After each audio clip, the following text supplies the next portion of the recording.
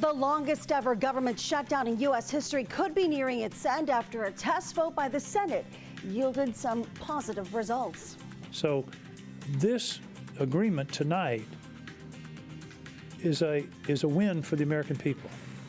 And it's a win for those people that are so insistent that I'm hearing from all the time, protect our health care. That is a totally meaningless gesture. You can get 100 votes here in the Senate. Won't mean anything because the House is not going to take it up, and the President of the United States certainly will not sign it. What's outlined in the bipartisan package the Senate voted to advance, and what key Democratic sticking points remain? Plus, a federal appeals court's latest ruling on SNAP benefits and the uncertainty that brings to recipients. A delegation from the U.S. is notably absent as the UN's climate change conference COP30 kicks off in Brazil today. Why an American delegation isn't in attendance and what other world summit the president is dead set on skipping out on. The Trump administration now facing a huge legal setback in its effort to crack down on immigration. Why the White House is no longer allowed to deploy National Guard troops in Portland, Oregon, and how the administration is responding. You're watching Fox 26, and now, great day.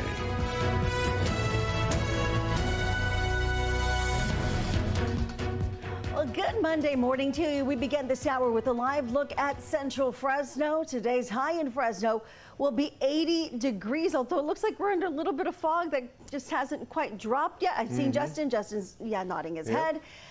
We shall see as the morning develops. Sometimes we see it materialize and sometimes we don't. Good morning again. Thanks so much for being with us. I'm Liz Gonzalez. I'm Carl Cook. And I'm Justin Willis. Thank you for joining us. Yeah, we don't have an advisory yet, but as you can see there, the pieces are in place for us to get a little bit of fog this morning. So we'll keep an eye on that for you and track your visibility throughout the morning despite the lack of an advisory out there, but you'll still want to take it easy out there on the roads. In the meantime here, let's get a look at your current conditions right now. It is 54 degrees. Winds are out of the northeast at 5 miles an hour. The dew point's at 51.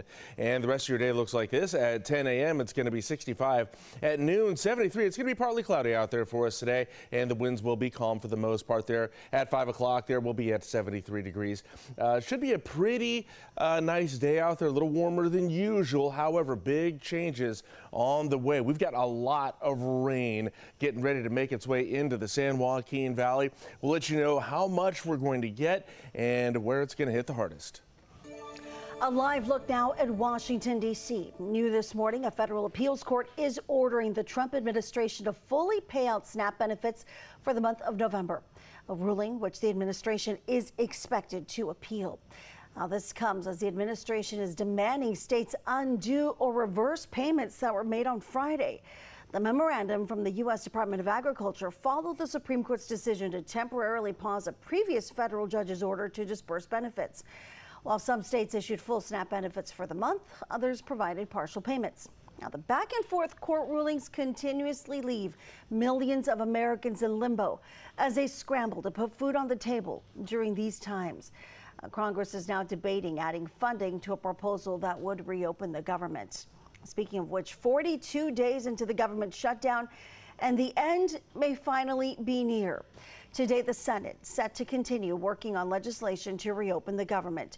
A test vote was held yesterday on a new measure to reopen the government. 1 independent and 7 Democrats voted to advance the plan. It's worth mentioning none of them are up for re-election next year. The measure would advance 3 bipartisan annual spending bills and extend the rest of government funding until late January. Democrats won't get a guaranteed extension of health care subsidies they've been pushing for. But the Senate Majority Leader says there will be a mid-December vote on extending the health care tax credits. I'm looking forward to seeing what solutions might be brought forward. Regardless, as I have said for weeks to my Democrat friends, I will schedule a vote on their proposal, and I've committed to having that vote no later than the second week in December. The deal includes federal worker back pay and reversing mass firing since the shutdown began. Senator Tim Kaine of Virginia, who wants to move ahead with the package, says this is a credible step forward to helping Americans have access to food and affordable health care. Now we've got robust funding for SNAP, and we've got a path on ACA. So that is much better than the status quo ante, and that plus what I was able to get for federal employees is why I signed on.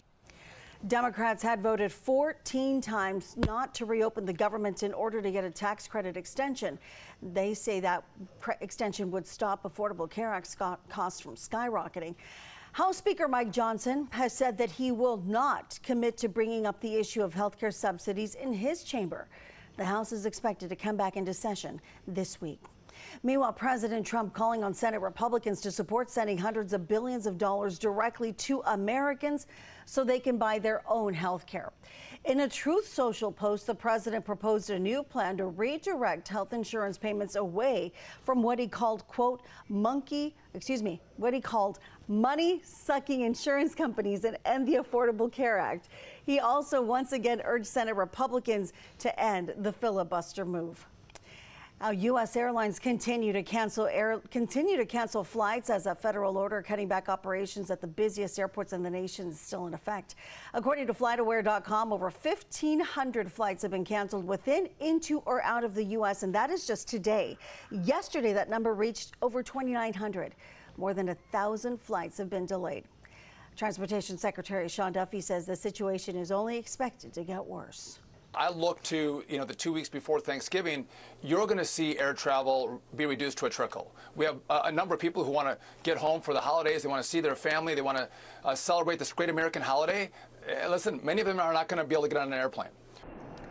On Friday, the Federal Aviation Administration directed all commercial airlines to reduce flights by 4%. Should the shutdown continue, that number is slated to ramp up to 10% by Friday. The move is to accommodate for a shortage of air traffic controllers who are required to work without pay during a government shutdown. Duffy says on Saturday alone, more than 80 facilities across the country reported staffing shortages. It's 5:06. All right, getting a look at the forecast here for you today. A dominant feature of the last few days and for the next couple is going to be high pressure here. We got up to 81 degrees yesterday. Our normal high, we should be in the upper 60s across the valley this time of year, but we had some low 80s going yesterday because of this high pressure. However, we got some big changes on the way about the middle of the week. So let's take a look at that and show you what's going on with your future cast. A lot of rain heading this way. We got systems brewing up in the Gulf of Alaska and out in the Pacific right now. And by the time we get to Wednesday morning there, those two systems will kind of merge and then start working their way to our direction here. So Wednesday morning, 6 o'clock, we see rain up in the Bay Area there, and then we get to early Thursday morning where things really start to develop for us here in the Central Valley here. Snow in the higher elevations, rain picking up, especially in the Fresno area. It looks like Fresno County there, and then things get really heavy for us here. Look at this Thursday morning there. Look at this. The North Valley and parts of the northern foothills and mountains there going to be under some heavy rainfall. Some of this is going to be dangerous enough to create some mudslides and that sort of thing. So we need to take some necessary precautions with that. Thursday gets pretty heavy, and it stays heavy. Looks like until at least the early afternoon for a lot of the San Joaquin Valley, and could be some really heavy snow up in the mountains there. Excuse me. In fact, we could see about a foot of snow in a lot of places there.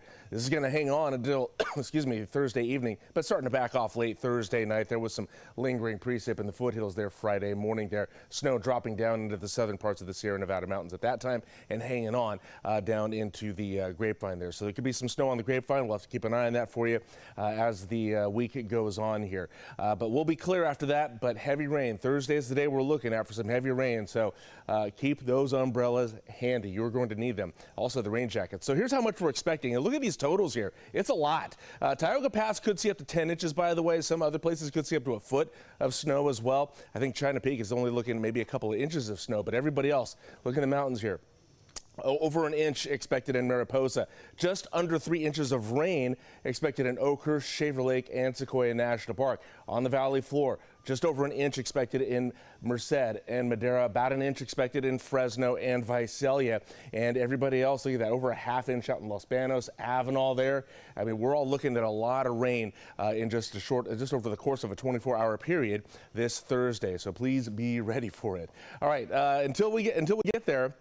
we're going to be above normal here. It's going to be 80 for us today. Yeah, that's about 13 degrees above normal.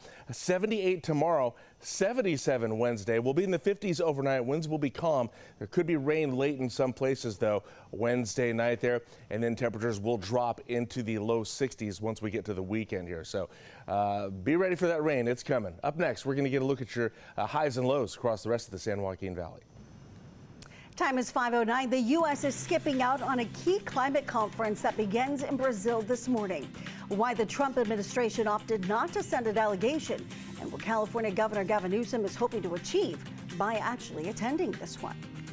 And again, 5:09 as we head to break. A live look now at Lake Cahuilla with a little bit of traffic there along Highway 198. Sky full of stars. You can find new headlines and the weather forecast on your screen all morning long, even through the commercial break.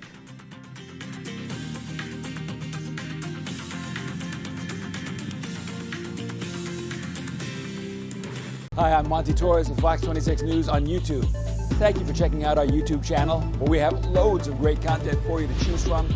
And while you're here, why not click on the subscribe button right here? That way you can stay in touch with all the latest breaking news, everything news related within the Central Valley. And thank you for watching.